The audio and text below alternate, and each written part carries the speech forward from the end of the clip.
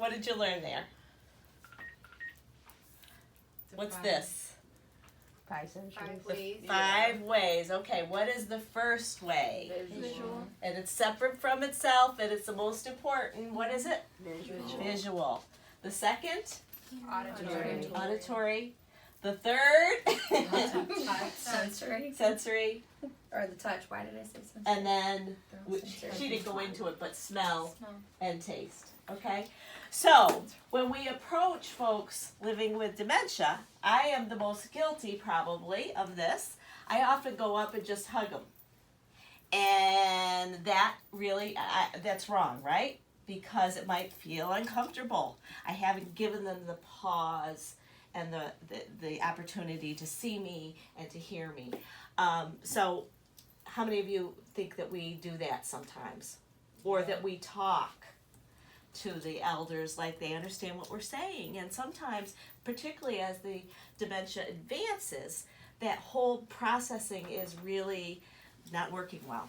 So they may not understand anything you're saying, but they can see you. So we have to first rely on visual, then the hearing, and then the touch. It really requires you to think it through before you approach someone. So we're going to practice that, okay? Jasmine is one of our coaches, and she has been practicing it. We have all been practicing it, but she's going to have you partner up and try this exercise. So go ahead.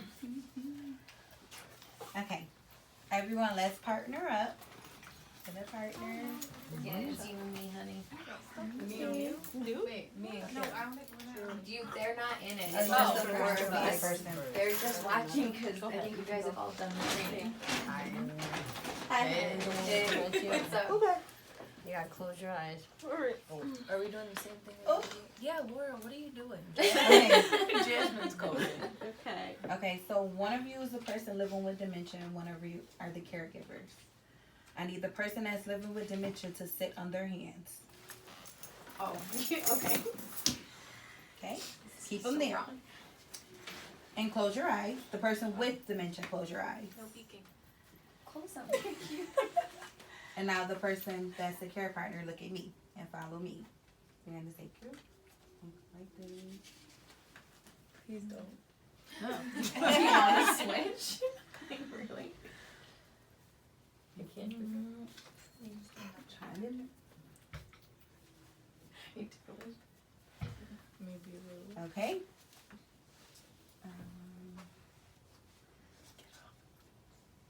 Okay, so now the person with dementia, you can open your eyes now.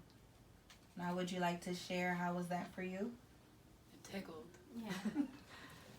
And I really wanted to open my eyes. Right. Because Okay. I felt like I didn't know what was going on. It's like, where is she going to touch Right. next? She did say, Right. please Right. don't, before we even, she was like, please don't touch You can't me. even see. You don't know what's gonna happen next. Like, so it's a surprise. Okay, and that's how it made you feel? So how do you think, wait. Okay, so how do you think it would make a person living with dementia feel? Violated, uncomfortable, scared. You know, because you can't remember these people, so you think that you don't know them, you can't trust them. Right. Yeah, it makes you feel like you're gonna always be like in a fight or flight mode, you know, like you're always gonna be anxious because you don't know what's gonna happen next. Like no introduction of what you was doing and greeting, just touching them, and you don't know how they see. You don't know if they're paying attention to you. Okay, now for you being the care partners, how was it for you? I didn't want to do it. I didn't want to do it because I did not want to touch her when she couldn't see what I was doing. I listened to the instructor, but I would have got their senses, but yes. Good, and that's it. Okay. So, do we ever do that? Do we ever do to them rather than with them?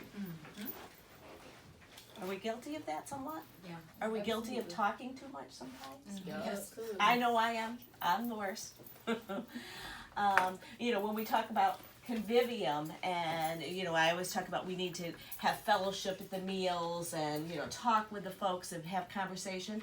And I learned somewhat from this that for some people more in the advanced stages, this may be complicating their ability to eat because they can't focus on my chatter and their meal. So, you know, there's always that balance, and you really have to know your folks as individuals and know where they are.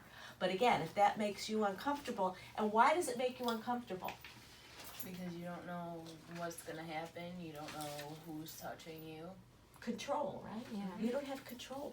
But on both ends, like if you're the caregiver, you don't know what their reaction's gonna be, if they're gonna hit you or something too, so. Exactly. So if you do have dementia, you don't understand why somebody's doing it, what are you gonna do? Hit. And you know, we sometimes wonder when we say people are resistant to care, you know, it's again, they're not gonna change. We have to change our approach. And you know, we always say back off. But again, we're gonna teach you in the second part of the workshop how important that approach is and how that can make the difference between, you know, successfully helping someone with care and not. And again, the whole thing I want everybody to take away is it's with them, not to them. And I know, because I've given care before, that sometimes you feel rushed. And that's a real negative. Because if you rush through it, you're doing to them. Because you know what? It might be quicker to do it to them rather than with them. But that's not respecting their dignity and their abilities and preserving those abilities. So that's something that we really have to focus on. I'm going to summarize this workshop quickly. Again, we learned that the brain is dying with people living with dementia. And so they cannot process things the way you or I can. So we have to accommodate that and change how we approach to best help them. We know that the 5 senses are really important in the way we process information. And what's the number one? Visual. So again, you know, they can see you and how are you presenting. That also says, it says more, it says, what about your face? I always say too, people can sense how you're feeling. So if you are anxious, better do your breathing because they're going to pick up on that. If you're smiling, hopefully that's also reflective. They will smile back at you and they'll feel joy and they'll feel comforted by a smile rather than somebody, again, just not happy and just doing things to them. Anything else? Let's see. I don't want to miss anything. So the biggest thing I want you to walk away with, again, is that we have to accommodate them and we have to change for them. They can't change for us. Number 2, the visual. Start with the visual. And you never, ever, ever touch before what? Making The visual and the auditory. And I think one of you said telling what you're doing rather than just doing to somebody. So, okay, thank you.